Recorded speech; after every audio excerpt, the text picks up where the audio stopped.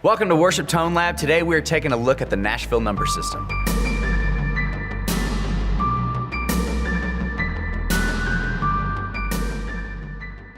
So the reason why the Nashville Number System is so important is because it just simplifies so many aspects about being in a band. The way we communicate with the other musicians in our band, the way we transpose songs, or just the way we learn songs in general, picking up chord progressions or figuring other parts out like that. It just helps simplify the whole process. But before we get into the number system, we have to know something about a major scale and scale degrees. So let's check that out.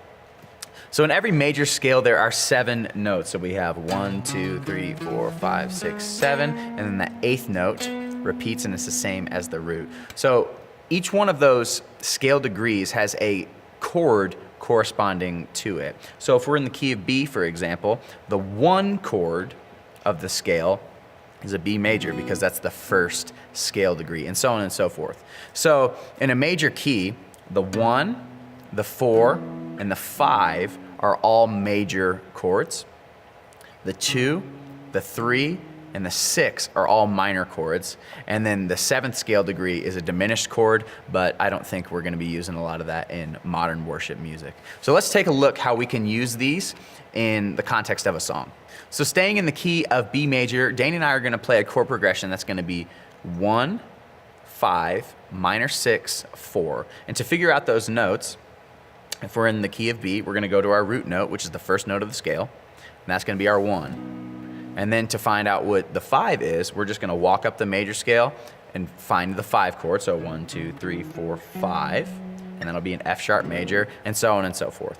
So take a look at this chord progression. Dane is actually capoed 4, and he's gonna be playing G shapes, but we're playing the exact same chords. So let's check this out. 1, 2, 3, go.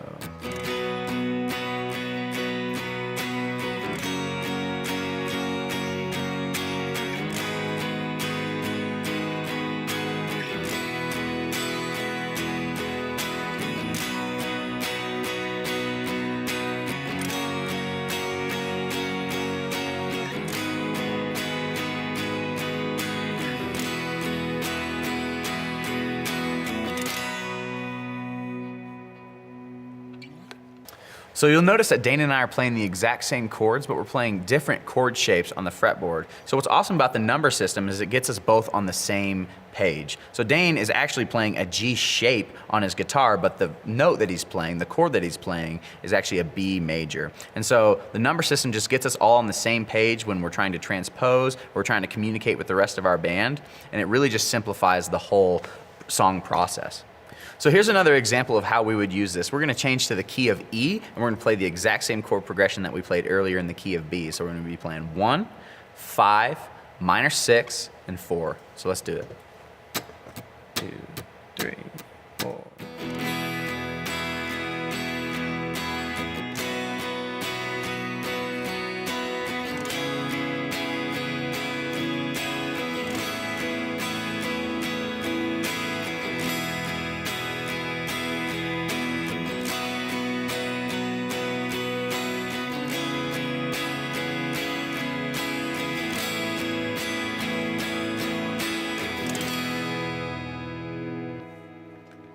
So the same principle applies here. Dane and I are playing the exact same chord progression, but we're playing different shapes on the guitar. And this is what we're talking about when we're talking about communication. I can tell the whole band to play a 1, 4, 6, 5, and it doesn't matter if they're capoed, it doesn't matter if you're talking to the bass player or the keys player.